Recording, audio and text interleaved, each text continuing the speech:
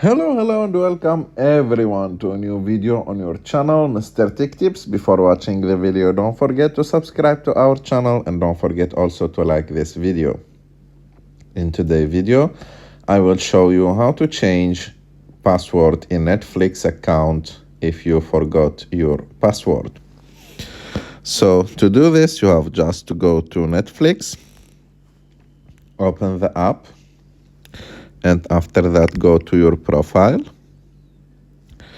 click on My Netflix. After that, click on the three lines on the top of the screen, top right.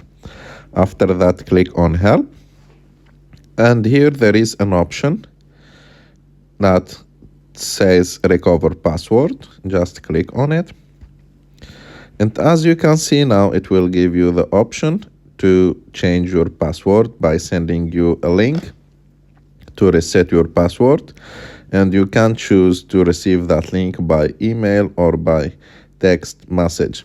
And after you receive that link, you can change your password easily and you can open your account again.